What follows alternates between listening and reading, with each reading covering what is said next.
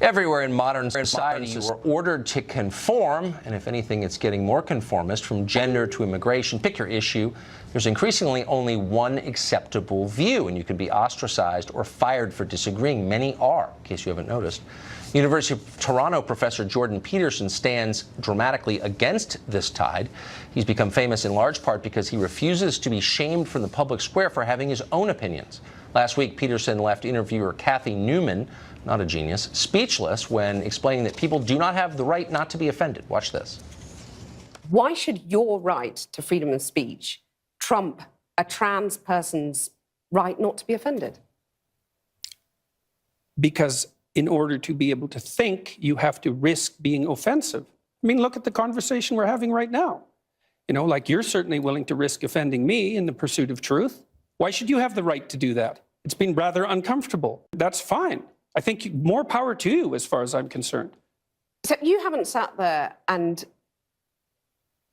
I'm just trying to work that out. I mean... Ha, gotcha. You have got me. You have got me. I'm trying to work that through in my head. Really one of the great interviews of all time. By the way, you should say Jordan Peterson has a new book out, 12 Rules for Life. That clip is everywhere. Jordan Peterson joins us tonight. It's an honor to have you, Professor. So I've watched you for a while. I've always thought you were a truth teller. One of the chapters in your book is Tell the Truth. That's one of your rules.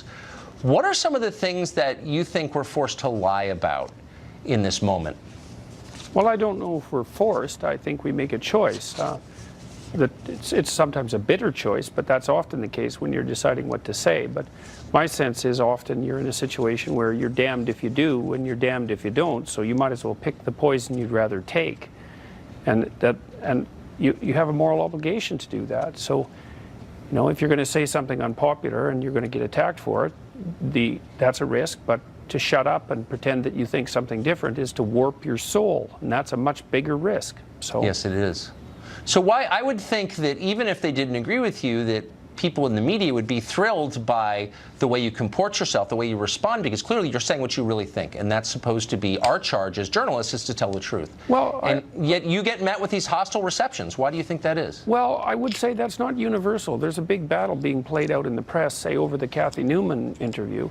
There are people who are casting her as a victim because she's been vilified as a consequence of the interview. But there's been many, many people in the media who stood forth and said that it's necessary to be able to say what you think. So it's not a battle that's over yet. Yeah, it's good. It's good. Surprising, but good. So if you, in the book, you have a number of these rules, and Rule 5 just jumped out at me as a father. You said, here's a rule. Don't let your children do anything that makes you dislike them. What does that mean? Well, it means, first of all, that you should understand that you are actually capable of disliking your children, and that because you're larger and more powerful than them, if you let them misbehave in a way that makes you dislike them, you're going to take revenge on them in a very bad way, and sometimes over decades. I've seen that as a clinical psychologist. But more importantly, if your children behave in ways that make you dislike them, assuming you're reasonable, and that might be something you want to discuss with your wife, then other people are going to dislike them too, other adults, and then they won't teach them things, and they won't pay attention to them, and they'll only smile falsely at them, and other children won't want to play with them and include them, and that's a catastrophe for your child. So it's very helpful to help your children behave in ways that make other people welcome them, because then everywhere they go, they're welcome. And there's nothing better you can do for a child than that. Very smart. In the minute we have left, if you could pass on one piece of life advice, and this really is a book of life advice, to our viewers, what would it be? Stop saying things that make you weak. What does that mean? Well, if you pay attention to what you say, you'll know that sometimes you feel like you're standing on a rock, that you're in a solid place, and I suppose that you're speaking from your heart. And other times you're saying things just to look good and just to buttress your particular status at the time, and that makes you feel weak. You sell yourself out. And if you pay attention to what you say, you can tell when you're making yourself stronger, and you can tell when you're making yourself weaker. And unless you want to be weaker, then I would say it's best to say those things that make you strong.